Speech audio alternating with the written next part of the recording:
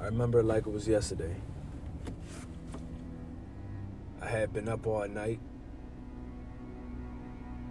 watching a who's who of content creators.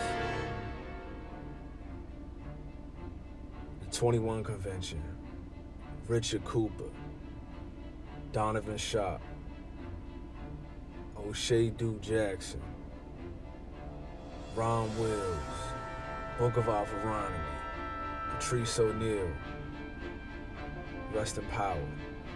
I just kept going down the rabbit hole. I kept going down the rabbit hole.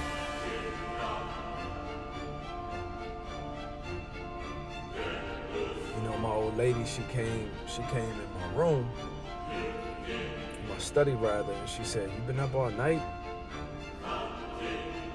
I was so focused, I didn't even hear her talking to me because I came across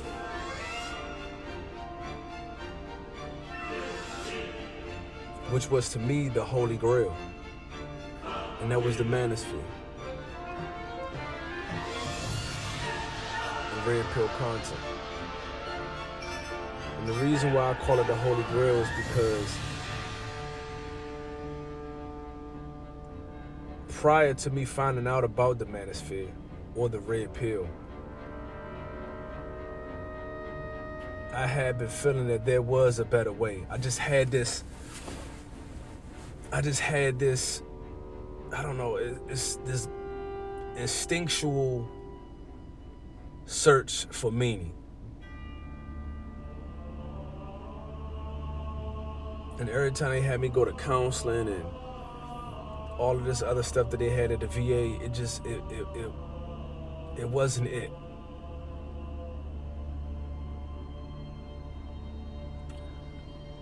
So I literally devoured everything that came my way.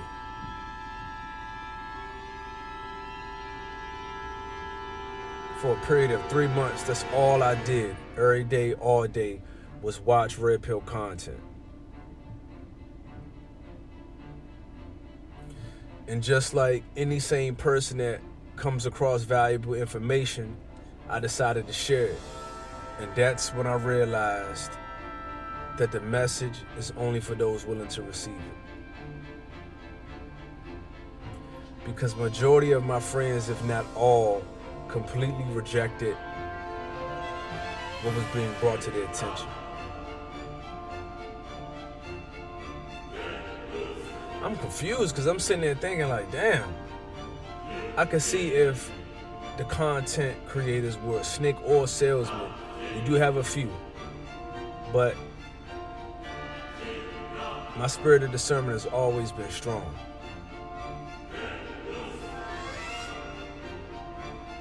So if I want to lay somebody with some game, I'm doing it so it could benefit them. And the looks on my friends' faces when, you know, I would share this information, you know, it seemed as though it was a burden.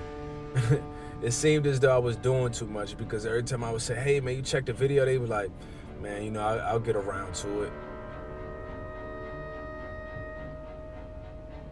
The message is only for those willing to receive it.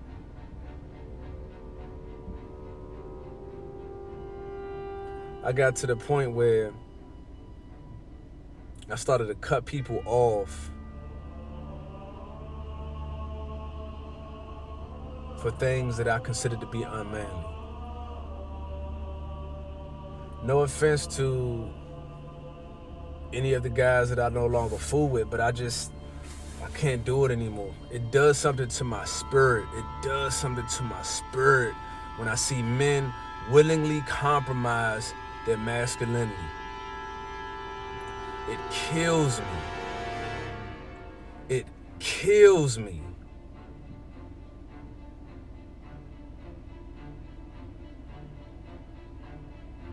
I have become radioactive because I question the narratives that society tries to indoctrinate us with. And that's the thing about the red pill. That's the thing about the ism, is that it's applicable to all facets of life. So once I stopped taking stuff at face value, I started asking questions, it became a problem. It became a problem. My own family, man.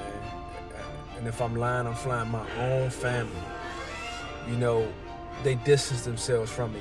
And it's more for the better. No offense to them, but at the end of the day, it's just like I said, I cannot consult with males that do things that I consider to be unmanly.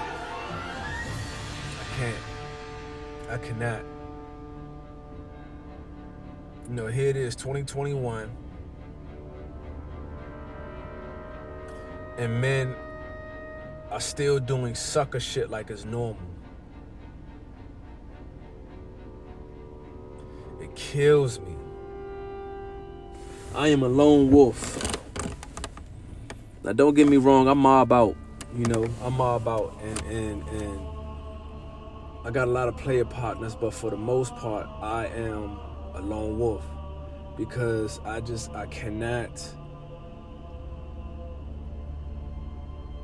cannot be around anything that's snaky, underhanded, or unmanly. It kills me.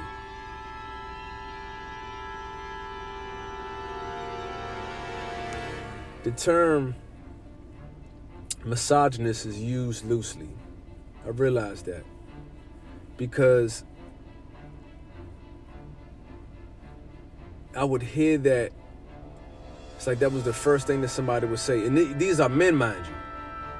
These are men calling me misogynistic because I hold women to standards. These are men calling me narcissistic because I prioritize myself and my happiness. I'm not talking about females. I'm talking about men. These are men saying this. This is how low that men have fallen. This is how low that we've fallen. You know, they have a saying, it's called the hard cycle. It says that hard times created strong men. Strong men created good times. Good times created weak men. Weak men created hard times. And this is where we are now. Because of generations before us that failed to pass the baton, that failed to pass the torch, we are in the position we are in now. Fortunately for myself and others like me, we've said enough is enough. Our boys are being led to the slaughterhouse. And it's not happening on my watch. I'm not going for it. I'm not going for it. I make sure that I mentor. I make sure that I'm that one guy that these young boys can look up to. Like, you know, it starts, excuse me. You know, it starts in your own neighborhood. It starts in your own neighborhood. And when the kids see me, they know I mean business, but I have their respect. I have their respect. They can talk to me.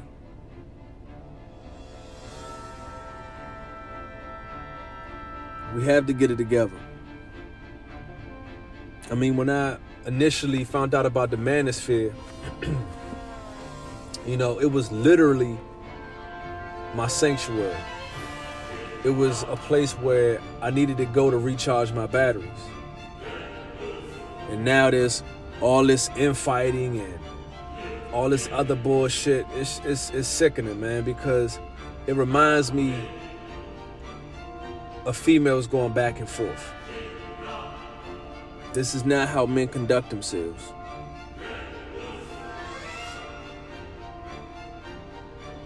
That's why I have a select few of content creators I listen to, and I leave it at that, because I don't have time for the bullshit. I don't. I am out here mashing. I am mashing. You will see receipts soon enough. There's a reason why I'm not on social media. I just turned 36 yesterday. I don't have time to play any games.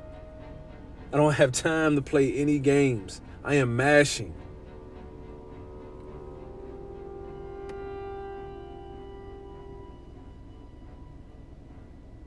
You only have one life to live. And it better not be on your goddamn knees.